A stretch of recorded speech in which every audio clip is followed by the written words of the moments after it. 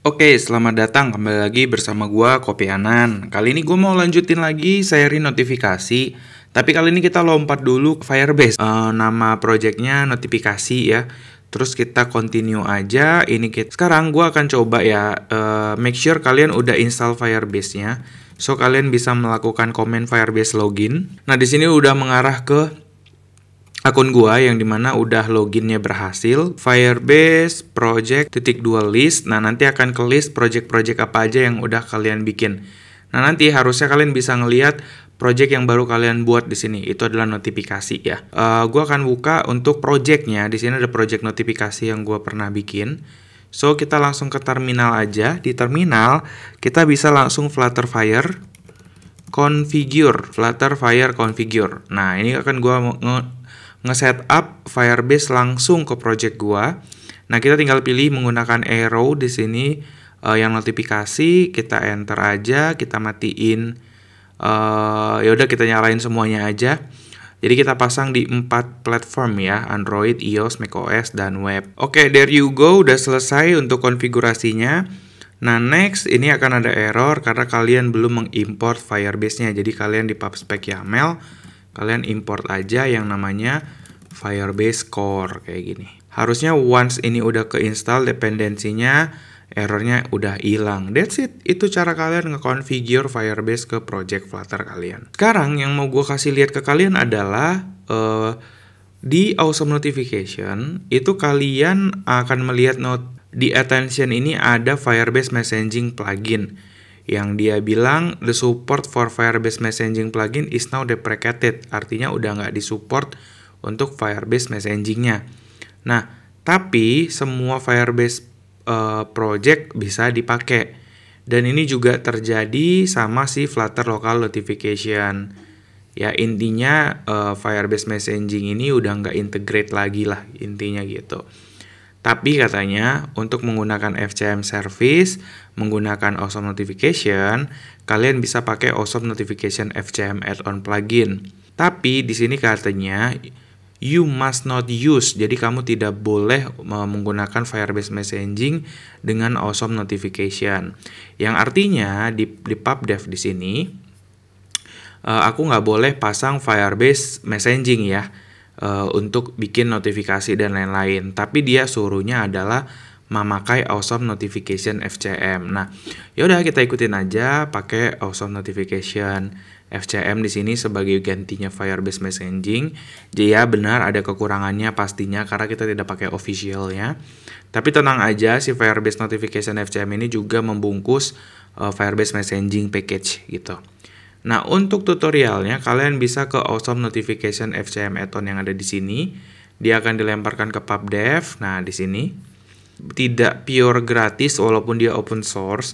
Jadi kalian harus membayar lah intinya. Nggak harus sih, tapi nanti kita coba lihat lah. Oke, next kita udah pasang Firebase Core, Awesome Notification sama Awesome Notification FCM. Nah, sekarang kalian juga perlu nge-configure si Android configuration-nya ya di sini. Nah, kalau di sini sih harusnya kita udah pakai yang terbaru, jadi ini udah oke. Yang kedua juga ini udah otomatis kepasang pada saat kita install Firebase. Untuk iOS ini juga agak sedikit rumit sebenarnya.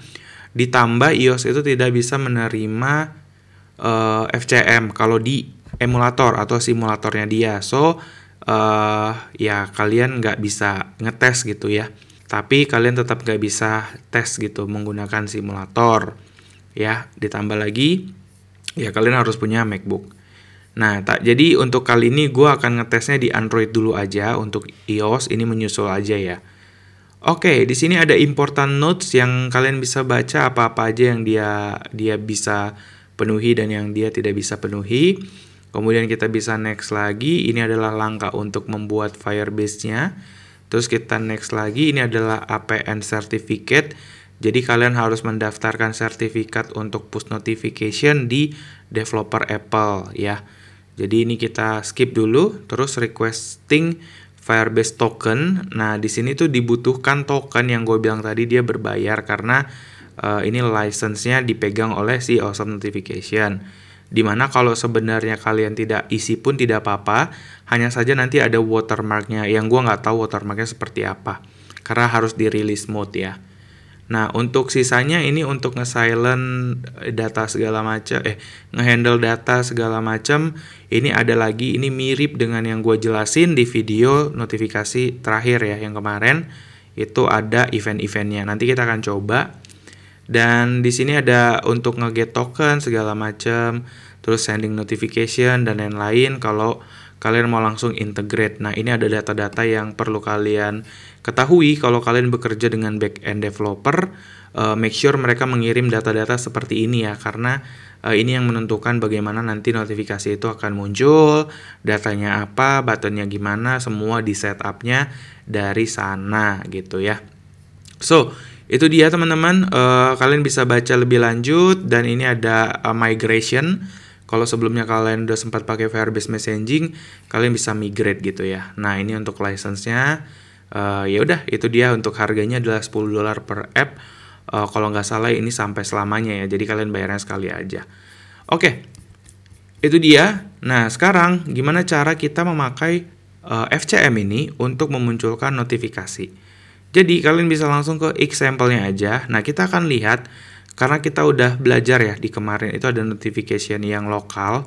Jadi di sini ada dua init. Yang pertama initial lokal, yang kedua adalah initial remote. Bedanya adalah initial remote ini akan menerima push notification dan akan menampilkan datanya. Intinya gitu. So, kita akan fokus di initial remote yang ada di sini. Kalau di notification controller dia akan tambahkan yang namanya change notifier. So, kita ikutin aja teman-teman. Jadi kita copy, kita buka project kita, terus kita ke notification controller, kita scroll ke paling atas, terus kita paste untuk change notifier-nya. Ini untuk state management yang dipakai ya. Nah, kemudian kita juga membuat kelas si notification controller ini menjadi singleton. Jadi syarat untuk menjadi singleton adalah harus punya kode ini ya. Udah jadi singleton, terus nah, ini udah menjadi kelas singleton. Kalian bisa cari tahu ya singleton itu apa gitu ya. Nah, next untuk observer pattern. Nah, observer pattern ini adalah data-data yang mau kita read dari semua ini, intinya gitu. Nah, kita bisa copy. Di sini dia akan ngambil dua token ya, native token sama Firebase token. Kita paste di bawahnya kayak gini.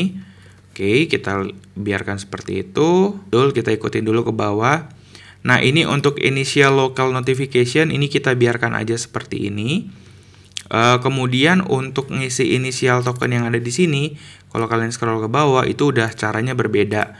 Karena ini kelasnya adalah singleton, jadi kalian harus call dulu instance-nya. Kalian harus panggil dulu kelas instance-nya gitu ya. Jadi instance initial action, baru kalian isi datanya, kira-kira kayak gitu. Terus kita ke bawah lagi, nah ini kita tambahkan yang namanya initialize remote notification. Jadi function ini yang akan menginit nanti ya. Kita akan copy dulu aja sampai di sini. Kita copy dan kita paste di bawah sini berarti. Ini ada initial lokal, ini ada initial remote. Yang pertama Firebase-nya kalian import dulu aja dari package-nya. Awesome notification-nya juga kalian import aja. Nah, terus ini isinya adalah listener yang kita gunakan. Listener ini itu sama kayak event listener yang ada di sini ya, teman-teman. Kalau kalian lihat video gue sebelumnya, listenernya itu sama kayak gini. Oke. Nah, bedanya listenernya itu adalah ya begini. Oke. Nah, sekarang kita akan coba cek lagi untuk si silent handle, FCM dan lain-lain. Tapi kita next dulu untuk license-nya kita bikin null dulu karena ini null label ya. Kita belum punya license-nya karena kita belum bayar. So, kita kasih null dulu, terus kita kasih debug di sini. Oke, that's it. Terus kita next dulu untuk next. Terus di sini start listening notification event. Ini kita udah punya, yaitu yang ini, tapi udah kita tambahin 3 action.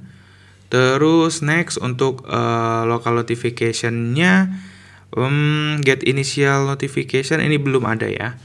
Kita akan kopikan juga di sini local notification event. Paste di sini. Oke. Nah, di sini ada on action receive, ini untuk local notification, ini kita udah pasang ya kemarin. Nah, ini listener untuk si notifikasi FCM kita. Jadi kita copy semua dulu, nanti gue jelasin di sana ya. Ini gue copy sampai ke sini aja deh, sampai di atas background task yang ini. Oke, kita akan paste di. Oke, kita akan lihat dari atas ya. Ini untuk remote.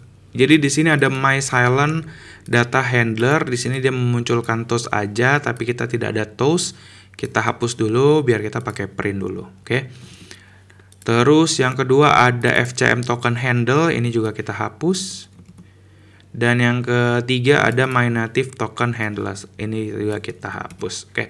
Intinya adalah ini listener-listener yang akan dipakai oleh FCM. Jadi ketika ada token yang dibuat nanti akan di print di sini. Nah, juga begitu kalau ada token, ada dua token ya, native token sama FCM token. Jadi kalau ada FCM token, biasanya ini adalah token yang dipakai untuk kalian interaksi dengan Firebase. Kalau native token ini kalau nggak salah, token yang dipakai untuk si awesome notification-nya gitu. Jadi ada dua token yang dimana kalau masing-masing menerima token atau di set tokennya, itu langsung ngeprint di sini. Oke, jadi kalian bisa get datanya langsung dari sini. Terus yang di atas, yang di My Silent Handle Data, ini adalah data yang akan di-print ketika kalian menerima notifikasi dari FCM langsung. Jadi kalau dari Firebase-nya ada notifikasi, akan diakses di sini semuanya. Jadi kalian bisa get datanya di sini, oke? Terus untuk background task testnya kita skip dulu. Ini untuk request notification kita udah untuk munculkan request notification. Kemudian ini untuk create notification ini juga udah kita set ya kemarin. Terus untuk reset batch udah, request Firebase tokennya kita belum ada. Kita copy dulu aja untuk nge-request token ya. Jadi nanti kalau kita mau gue mau minta token dong. Nah, kalian minta aja langsung dari si request Firebase tokennya. Oke. Jadi tokennya dia akan nge-call awesome notification, dia cek apakah udah ada Firebase-nya. Kalau sudah ada, tolong minta tokennya. Nah, ketika kalian minta token, nanti tokennya akan di-print-nya di sini, teman-teman. Di sini, ya. Bukan di sini, ingat, bukan di sini di print-nya, tapi di sini, di atas ini. Jadi yang ngebaca ada token masuk itu di bagian sini. Makanya ketika kita masukin ke sini, tokennya dapat dimasukin ke Firebase token. Firebase token itu yang di atas. Jadi kalian bisa akses variabelnya langsung dari kelas lain nantinya. Kok bisa bang diakses langsung? Iya, karena kelas ini adalah change notifier. Emang nggak kehapus bang? Enggak, karena kelas ini adalah singleton. Jadi kalau udah di set datanya, ketika kelas lain manggil, dia tidak akan bikin kelas baru, tapi dia akan pakai kelas lama yang datanya tetap ada, persistent gitu intinya. Gua nggak tahu kalian paham atau enggak, tapi hey, ayo kita coba. Oke, itu dia untuk setupnya. Nah, sekarang kita scroll lagi ke atas. Since kita udah pasang semua datanya, di atas di main-nya kalau kalian perhatikan kita harus nge-await 3 jenis data di sini ya. Jadi kita copy, kita paste, kita masuk ke main kita. Nah, kita akan listen di sini. Yang pertama, kita akan menginit local notification kita. Kebetulan di bug-nya ini nggak ada true false-nya. Oke, yang kedua init remote-nya udah beres. Dan yang ketiga, get initial notification action. Ini nanti yang akan bisa ngelihat ya apakah notifikasinya itu udah di launch atau belum dari HP kita. Kalau kalian masih ingat, kita udah start juga ya di dalam app.dart kita, dia udah start listening. Oke. Tapi habis dia start listening, dia akan request Firebase token immediately. Jadi di sini dia langsung nge-call untuk request Firebase token. Oke, kita next lagi. Di sini ada on generate initial link, ini nggak perlu. Kita skip aja, tim data, oke, beres. Ya, jadi harusnya ini udah oke semua. Kita akan save. Sebelum kita masuk ke emulator, kita lihat project dulu di Firebase kita. Harusnya udah ada ya, udah ada 4. Ini Android, iOS, dan ini. Nah, sekarang kita akan buka di all product. Kalian lihat ke bagian FCM ya. FCM itu adalah cloud messaging yang ini kalau kalian nggak tahu. Oke, itu dia. Kita tinggal create your first campaign aja di atas. Users will receive notification message even if they outside the. Oke, kita pilih yang ini aja ya. In-app itu beda lagi ya. In-app itu pada saat di dalam aplikasinya ya, kalau nggak salah. Iya benar. Oke, kita create aja. Nah, nanti kita akan menuliskan data-data yang mau kita kirim di sini. Ini title misalnya ya. Ini title di sini. Ini nanti body. Terus kalau ada kalian punya gambar, kalian bisa masukin di sini gambarnya. Nama notifikasinya apa, terus kalian next gitu-gitu ya. Nah, sekarang kita coba dulu untuk run dulu ya aplikasinya. Kita run without debugging, dan kita akan lihat. Oke, di sini kita dapat error ya teman-teman. Errornya seperti ini. Coba kita cari tahu apa yang salah. Oke, kalau aku googling ya teman-teman, di sini katanya bukan 4310, tapi kita harus mengupgrade dia menjadi 4314. So kita save aja. Oke, sepertinya oke ya. Kalau udah seperti ini biasanya udah pasti keren. Oke, that's it. Udah installing, harusnya berhasil. Oke, di sini kalau kalian lihat sudah ada Firebase token dan ada native token ya. Udah berhasil di request untuk tokennya, tapi kenapa dia tidak di run? Mari kita lihat apa yang salah di app.dart-nya. Ops, iya betul, layarnya mati ternyata. Nah, kita coba show notification apakah masih berjalan. Oke. Jadi, teman-teman, ini udah keluar ya, tapi di sini ada error karena kita lupa menambahkan permission ya. Jadi, di kemarin kan aku nyobanya di iOS ya. Nah, ternyata di Android itu ada beberapa yang kelupaan. Jadi, kita langsung balik dulu aja. Ini aku lupa menambahkan ini ya, teman-teman. Users permission Android name. Kita copy aja, kita masukkan ke dalam manifest kita. Boom. Nah, Android permission schedule extract alarm. Jadi supaya tepat gitu nyampenya. Harusnya gitu sih secara logika ya. Tapi ya udahlah, ini udah muncul. Nah, seperti ini. Udah ada tombolnya juga, redirect, replay juga bisa kayak kita replay WA ya. Kalau kalian tahu notifikasi WA, kita kirim. Nah, di sini udah ke print. Ya, intinya di Android udah berhasil. Nah, sekarang aku coba terangin dulu temanya. Oke, itu dia. Jadi, untuk si notifikasinya, untuk lokal notifikasinya masih aman. Nah, sekarang gimana cara supaya kita itu bisa ngekirim notifikasi ke dalam HP kita, tapi melalui Firebase messaging yang ada di sini. Jadi sebenarnya ada beberapa cara. Cara yang pertama adalah kalian menggunakan subscribe topic. Ini cara yang paling gampang sebetulnya. So di dalam main ya, kalau kita ke main my app di sini, kalian lihat nih ada request Firebase token ya. Sebenarnya kalian bisa nge-subscribe topik di sini dengan cara kalian Firebase messaging aja. Awesome notification FCM buka kurung tutup kurung kalian bisa subscribe to topic. Jadi topik ini semacam kalian nge-subscribe channel YouTube gitulah ya. Kalau kalian nge-subscribe channel gua Kopi Anan, terus kalian nyalakan lonceng gitu ya, ketika gua upload video, itu kalian akan dapat notifikasi. Nah, sama kayak gini, kalau kalian subscribe ke topik tertentu, terus ada sesuatu yang ngirim ke topik tersebut, maka kalian akan dapat notifikasi. Nah, sekarang gua akan coba subscribe ke topik, contohnya adalah Kopi Anan. Itu dia. Nah, artinya adalah kalian akan nge-subscribe sebuah topik yang namanya Kopi Anan. Jadi, siapapun HP yang nge-subscribe ke topik ini akan mendapat notifikasi. Kata kuncinya adalah siapapun ya, teman-teman. Perhatikan, siapapun. Artinya kalian tidak bisa ngirim pesan khusus ke HP tertentu. Nah, sekarang kita akan coba lihat gimana cara ngirim data ke topik yang di-subscribe di sini. Nah, di konsol kalian isi datanya sedemikian rupa. Terus kalian bisa next dulu, set. Terus di sini ada target. Nah, target ini ada dua. Yang pertama topik dan yang kedua user segmented. Nah, kita akan pakai topik dulu, di mana topiknya adalah Kopi Anan kayak gini. Kita copy harus sama persis. Terus kita next. Terus schedulingnya mau kapan? Tahu aja. Terus kita next. Ada field tambahan. Ini payload teman-teman kalau kalian mau isi data-datanya. Terus ada expirednya kapan? Ya udahlah kita langsung review aja. Terus aku sambil buka aplikasinya ya. Di sini masih kosong. Nah, kita akan review. terus kita publish. Nah, bentar ya, kita tunggu sampai eventnya dapat ya. Kita tunggu sampai eventnya dapat. Ya, itu dia baru muncul ya teman-teman ya. Itu baru muncul. Kita lihat dulu di debug konsolnya. Nah, ini akan ada tulisan ini akan dipanggil jika notifikasi dibuat. Berarti notifikasinya dibuat dulu ya dalam kasus ini. Terus habis dibuat dia langsung muncul. Jadi yang dilakukan FCM adalah mengirimkan sinyal ke HP kalian menggunakan Awesome Notification FCM.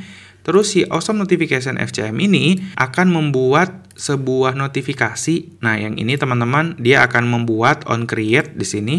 Makanya tadi dia nge-call ini dulu. Setelah dibuat baru nanti notifikasinya muncul dia nge-call ini. Nah, sekarang kita akan coba lagi, kita akan resend aja, kita duplicate aja. Oke, kita duplicate, terus kita review lagi, kita publish, kita kasih now, kita review, publish. Setelah dipublish, oke, harusnya nanti muncul di sini lagi teman-teman untuk yang kedua kalinya. There you go, muncul lagi. Artinya apa? Artinya kita udah berhasil ngirim notifikasi dari FCM. Itu yang pertama, kalau kalian memakai yang namanya topik. Nah, terus kalau mau spesifik gimana? Nah, kalau mau spesifik, kalian harus mendaftarkan token kalian. Jadi, intinya adalah ketika user masuk ke halaman atau biasanya login, dia akan ngirimkan tokennya dia. Nah, token yang dikirim itu adalah yang ini, yang pada saat kalian nge-request Firebase token. Nah, pada saat kalian nge-request Firebase token, itu kan tadi ada nge-print token ya, teman-teman, kalau di sini. Ini ada yang namanya Firebase token. Nah, token ini yang menjadi ID si HP kalian. Kira-kira gitu. Nah, jadi ini kalian tinggal copy aja sebenarnya. Nih, kalian bisa lihat. Nah, to-nya itu di sini, teman-teman. FCM token. Jadi kalian masukin di sini priority-nya apa, bla bla bla bla bla bla, kalian isi. Terus ini kalian request ke Postman. Ya, ke Postman, ingat. Yang nanti ini harusnya dilakukan oleh backend kalian. Tapi teman-teman kita bisa coba cek di sini ada below is Postman, kita klik aja Postman collection-nya. Kita klik, kita buka. Nah, kita akan tambahkan ini ke dalam Postman kita. Ini ngirimnya kemana ya? Ini kita download dulu teman-teman. Gua download, nah dapat JSON-nya. Kemudian gua akan buka Postman. Kita akan ke file, import. Kalian cari si tokennya, si JSON yang tadi, Firebase token. Kita masukin sini. Nah, sip. Langsung dapat ya, collection-nya ada di sebelah kiri nih. Kalau kalian lihat, ini gue bisa gedein. Sip. Nah, sekarang kita akan push notification Android di sini. Oke, kita buka, terus kalian buka authorization-nya. Nah, di sini harus ada server key-nya ternyata ya. Nah, di body di sini kalian kasih token Android-nya.